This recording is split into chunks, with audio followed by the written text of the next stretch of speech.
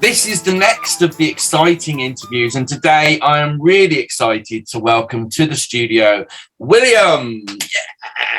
Hello, good morning. How are you? So first of all, William, what role do you play in the show A Matter of Law? Right, okay. Well, I actually play the defence barrister, the Right Honourable Percy Dempsey QC. Stands for Quietly Confident. No, it's actually the Queen's Counsel. Queen's Counsel. I'm defending Edwina Frankield, who's sort of like the main person that's been accused of the abuse in this particular case. Excellent, thank you. How easy or hard have you found it to get into the mind of Percival Dempsey? I haven't found it too hard, really, I must say. Obviously, I love courtroom dramas anyway, so I've been genning up on Kavanagh QC and Rumpole of the Bailey. And going back a number of years, actually, I was thinking about Crown Court.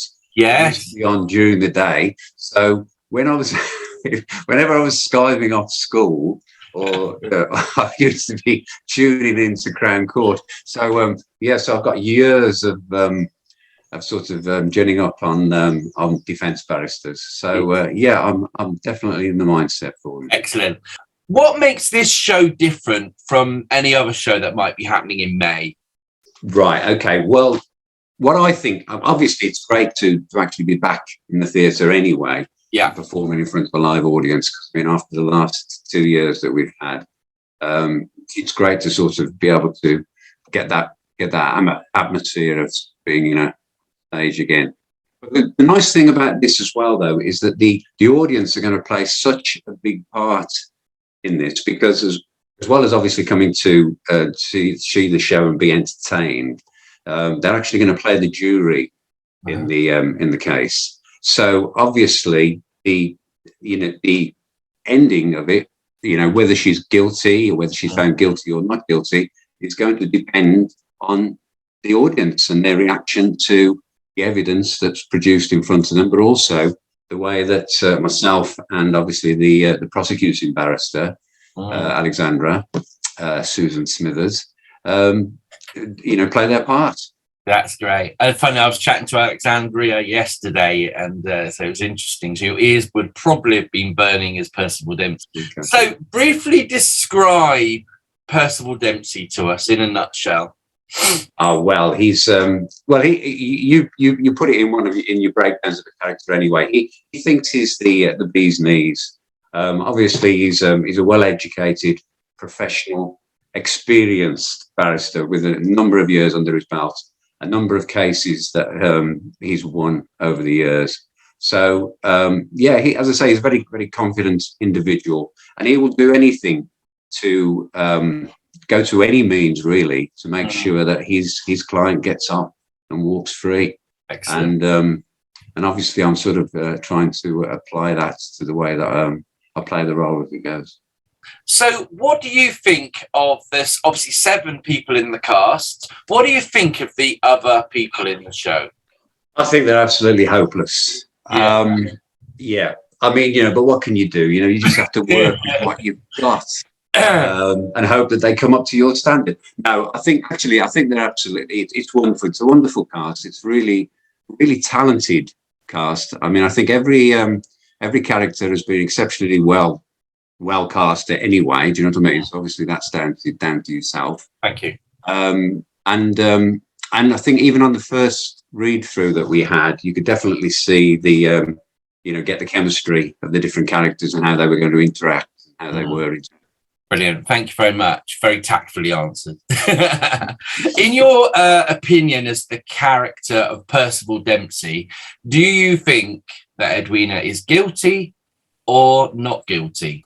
Well, obviously, I'm going to say that I think she's not guilty, because I might have said previously that I don't sort of defend characters that I think may have actually committed a crime, right? Because that's not in my remit.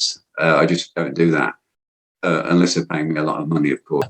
As I say, I think she's not guilty. But the thing is, it's going to be really interesting to see, as I say, how the audience react on the night, because there's so many different conflicting views that are going to come out within the case. Obviously, as I say, I'm up against a very strong accusing barrister, Susan Smithers. So I got my work cut out. Interesting indeed. Yes. Okay. So why should people come out of their homes and come and support and watch this show?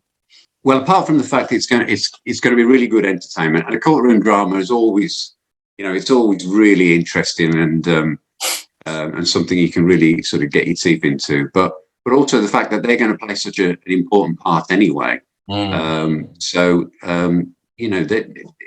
the eighth member of the cast in one way, because they've got such a say in the outcome. But also the fact that it's an important message that we're putting out there. Brilliant.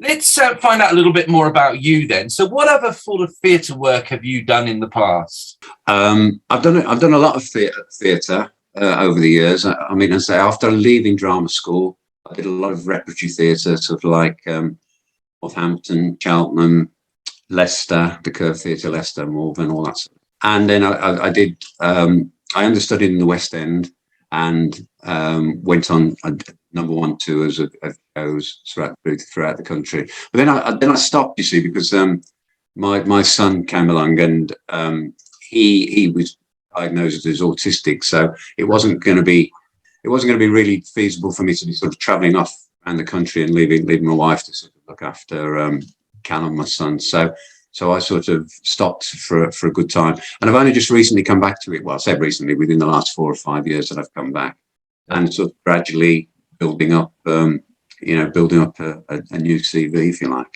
Yeah, well, I can say, hand on heart, I'm delighted that you are able to be part of this production, because you bring to Percival Dempsey an awful lot. Some of you may know the history of the piece, that in both the online version and the original festival version, I got to play Percival Dempsey. But it's sort of handing that on to someone else, and it's interesting. I wanted someone who was going to be a safe pair of hands, and I really feel I've got that here.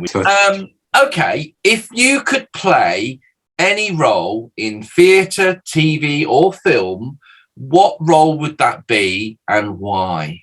Right. Okay. Well, obviously there's lots of roles that I'd love to play. But the only trouble is that age seems to be against me now. So all those younger sort of parts. But even having said that, as I say, if Ian McKellen can do it, because Ian McKellen's playing Hamlet at his age, you know what I mean? It's still hope for me yet. So things like that. I mean, obviously Hamlet would be lovely to play. Richard III, love to play that.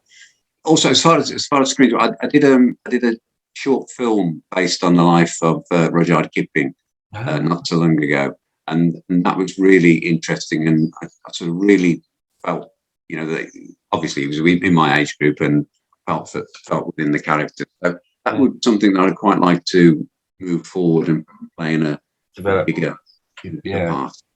Fantastic, but brilliant answer as always, William. We're down to the last question already. It goes really quickly when we get going. What would you say is the one thing that you will take away from the production of Matter of Law? Well, obviously, the experience for one thing. You know what I mean? It's so you can never get enough experience, in my opinion. And this is going to be a new one. It'd be great being in front of an audience again and seeing what their reaction is. Obviously, working with the fellow actors that I'm going to be working with, so be able to take away some nice memories of doing that, nice memories of them, and nice memories of the show. But also, learning something from doing the show as well, and learning more about the whole thing about domestic abuse is going to be good, because obviously, as you probably mentioned, that we're going to be doing a workshop as well. So obviously, I think we're going to be learning a great deal about that. Great. Likewise, we are looking forward to working with you.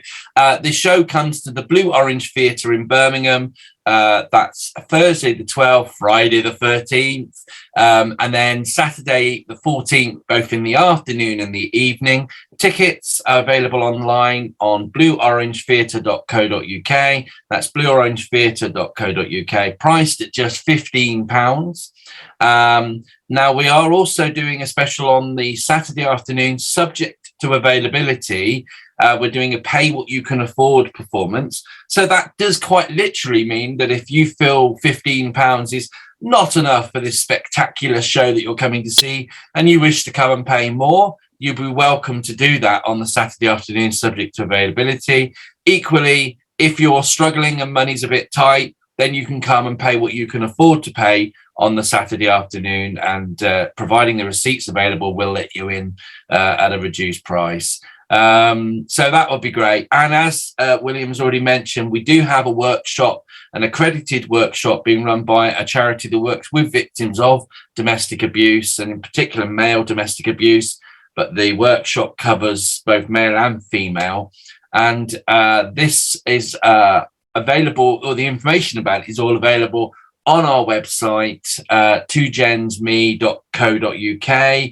And if you click onto the page for A Matter of Law and scroll down, you'll see the advertisement for the Eventbrite link that gives you all the details of the workshop. It's a free workshop with an opportunity to give a donation afterwards if you appreciate what you've learned. And then why not stay and come back and watch the show in the evening, and get the full experience, as it were, of the Blue Orange. William, thank you ever so much for your time. I will let the audience into the knowledge that we actually recorded this originally on Tuesday. Unfortunately, all I got was a recording of me, and we don't know William's recording ever went. It's probably somewhere in the world, somewhere. One day you'll turn your computer on and it will be there to haunt you. Yeah. So this is our second attempt, and it's worked perfectly. So see you very soon. Very soon. Thank you very much indeed.